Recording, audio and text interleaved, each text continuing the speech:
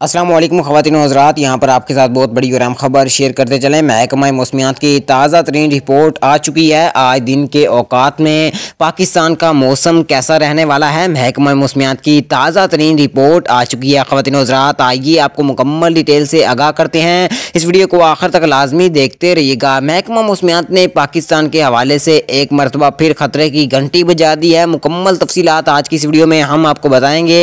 इस वीडियो को आखिर तक लाजमी देखते रहिएगा। वीडियो में आगे बढ़ने से पहले वीडियो को लाइक कर दें। मजीद अपडेट देखने और सुनने के लिए हमारे इस चैनल को सब्सक्राइब कर दें। ख़वातीन व हज़रात और प्यारे पाकिस्तानियों, पाकिस्तान में पहला परी मानसून हवाओं का और बारिशों का सिलसिला शुरू हो चुका है। रात गए पाकिस्तान के बड़े बड़े शहरों में बड़े पैमाने पर बारिशें आई थी और वो बारिशें पाकिस्तान के कुछ इलाकों में इंतहाई ख़तरनाक और तबाहकुन साबित हुई थी। ख़वातीन व हज़रात, आपको बताता चलूँ, कुछ इलाकों में ज़ालाबारी भी हुई, जिसकी वजह से काफ़ी ज़्यादा नुकसान हुआ। महकमा मौसमियात का कहना है कि ये बारिशें मज़ीद एक हफ्ते तक इसी तरह जारी और सारी रहेंगी।